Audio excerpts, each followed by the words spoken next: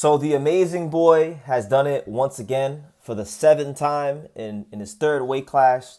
Kenshiro Teraji captures gold once again to become world champion and just continues to put the finishing touches on what's been an absolutely magnificent career, in my humble opinion, a Hall of Fame career. And in the near future, when your boy BT becomes a Hall of Fame voter at the International Boxing Hall of Fame, you can bet your bottom dollar Kenshiro Teraji will have my vote because he's been very consistent. He's been he's become a very accomplished fighter over the years, and he's been not just one of the best fighters in the world pound for pound, but one of the best action fighters of his era. So yeah, just great win for him. Of course, I'm gonna talk about the rest of the Japanese card, but like my main focus is Kenshiro Teraji because I feel like for a long time Kenshiro Teraji, he's starting to get a little bit of critical acclaim now towards the end of his career. People started to figure out who he was towards the end of his career, but I really do feel like he wasn't getting that critical acclaim earlier in his career because he did fight in the era of Naoya Inoue. Ioka even garnered some more shine than him at times. Junzo Nakatani's rise kind of overshadowed him at times as well. But people are starting to realize as time goes on, this guy's still here. We're talking about Kenshiro Teraji. He won his first world title in May of 2017. And here we are in July of 2026, and he's still at the world championship level. So let me get into it, man. The Israel Gonzalez fight. This is a fight that a lot of people were concerned about for Kenshiro because they felt like Israel Gonzalez, with his high volume style and Kenshiro having so much miles on the odometer, that this is going to be a trap fight for Kenshiro where Kenshiro's age shows and Israel Gonzalez gets over the hump. But that wasn't the case. In fact, not only did Kenshiro Teraji perform very well in this fight for being 34 years old, I would even say if you want to compare performances, Bam Rodriguez fought Israel Gonzalez back in, what was it, in the middle of 2023. And I think Kenshiro Teraji outperformed Bam from when he fought Israel Gonzalez.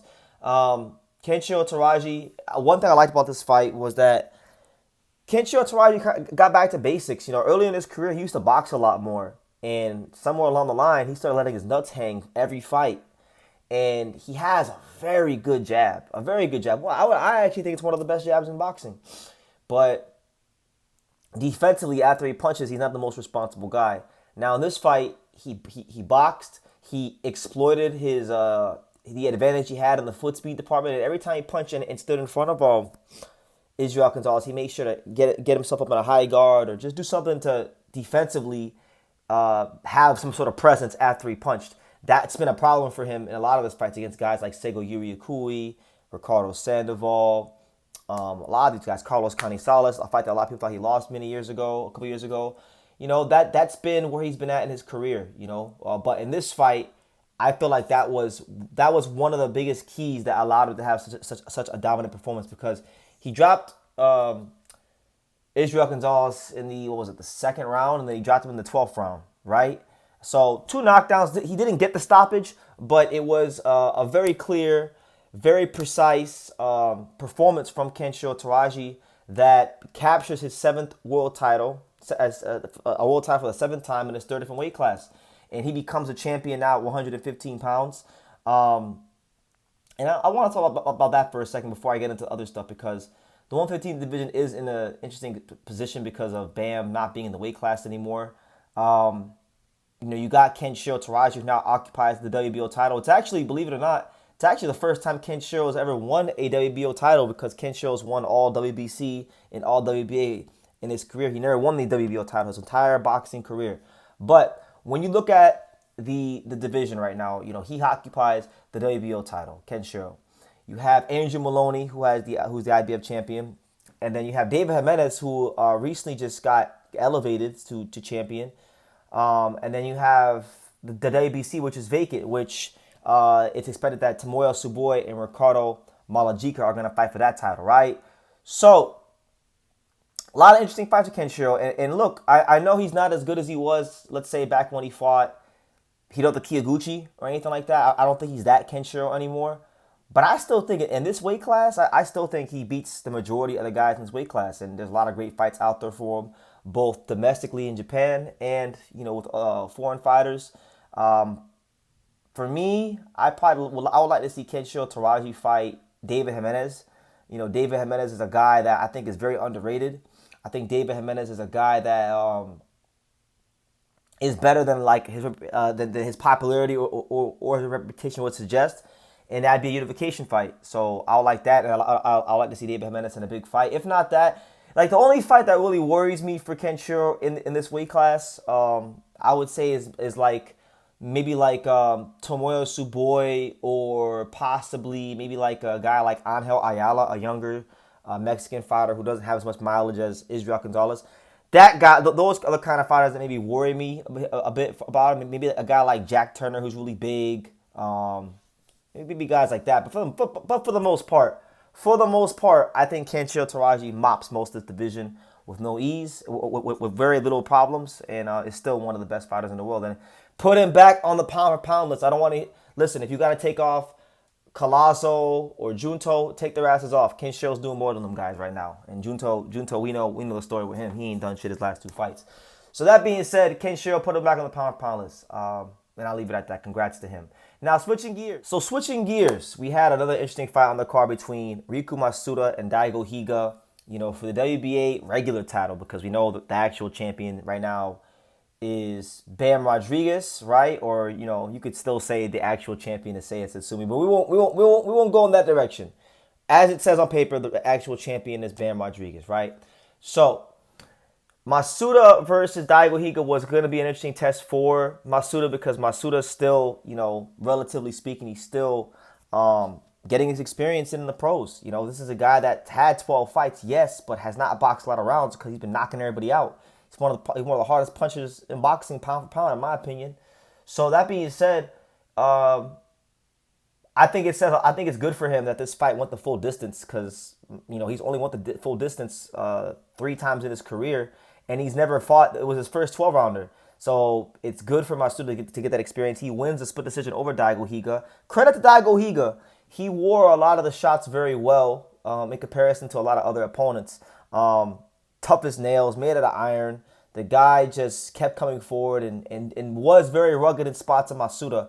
Masuda, had to work for, every last bit of positioning to win this fight. I thought he won it clearly, but I mean, Higa made him work. And so when you're talking about a puncher like him, that's always good for him to go rounds like that. I think it's going to serve him very well in the future.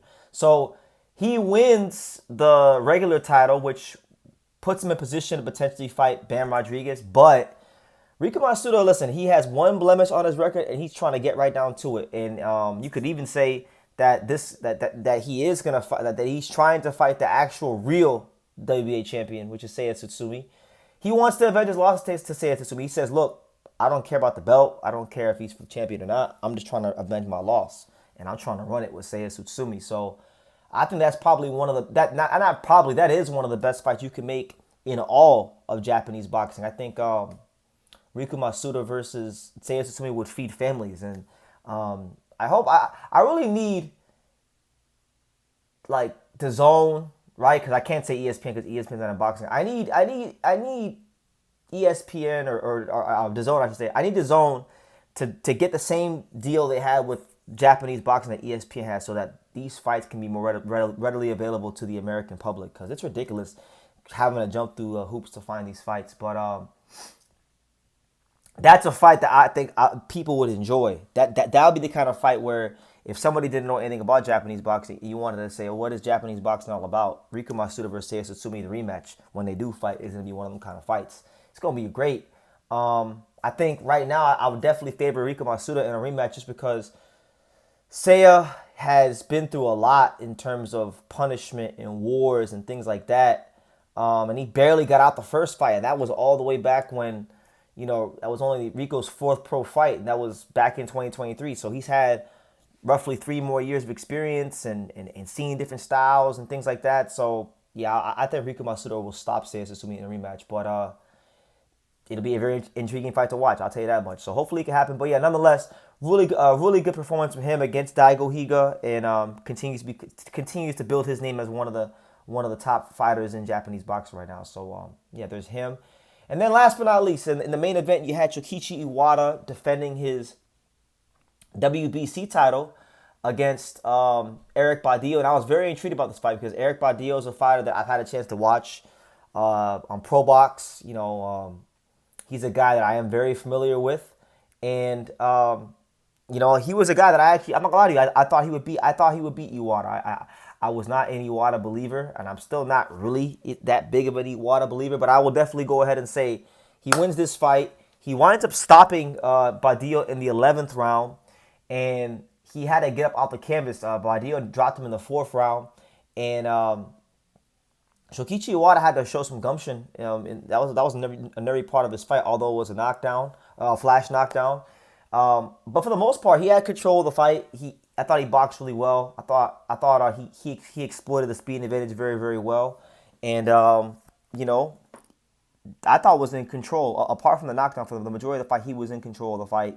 So definitely a big win, a great win for his career, an awesome win for his career because Iwata was supposed to become one of the next big things in Japanese boxing years ago. He suffered a couple of tough losses to guys like Jonathan Gonzalez and Rene Santiago and these kind of fighters.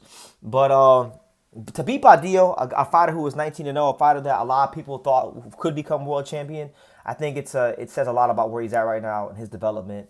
I still don't think he'd beat certain guys at 180 pounds. Like, I think if my boy Yuga Osaki were to fight Shokichi Iwata, he would get torn to pieces because Yuga can do a lot of what some of his previous defeats could do.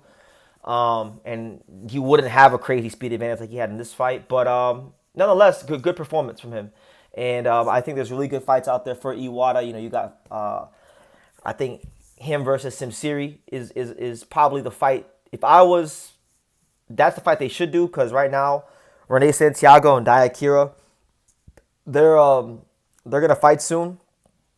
So let them go handle that. And I think in the meantime, he should go try to pick off that IBF title. That's what he should be trying to do because Simsiri, like Badillo, doesn't have a crazy, he's not close to him in the speed department, but he can punch. So that fight's going to be all about Iwata and his defense and his boxing skills and just imposing that upon, Simsiri. But it's a very dangerous proposition because you've seen what happened to my boy Sergio Mendoza Cordova. He can get packed up just like him. So that's the route I would go. I mean, that's really, to me, that's the fight that makes the most sense. Because if you don't go that route, in the not so near future, you're gonna have to go see Yuga Osaki, and you're not gonna win that fight. You're not going to win that fight, champ. So I will go try to unify, and then let Santiago and Daigo take care of themselves, and then boom, you might be able to get an undisputed fight. Maybe Turkey could put up some money and do an undisputed fight, or maybe Hondo put up some money to do an undisputed fight. But yeah. Very good one. Very impressed with Iwata and how he was able to respond to adversity and control the pace of this fight and not allow Badillo to get as downhill on him as Badillo wanted to. Those things right there, for me, it shows a lot of maturation in where he's at in his development, in his career. And he's still world champion, so respect to him. But those are my thoughts on the card, guys. Oh, last but not least, Katsuma Akitsugi, he fought on the card in the prelims against Herlan Gomez. He got a 5th round stoppage, his first fight since losing to Jose Miguel Cervantes. So good to see him get back in the win column. He's a guy that I definitely think is still world championship material and will have the goods to come back and do his thing at bantamweight. But good to see him get a win as well. So I didn't want to I'd be remiss if I didn't mention my boy Katsuma Akitsugi getting a nice 5th round stoppage against Herlan Gomez. But let me know what you guys think of the card, and I will see you in the next video.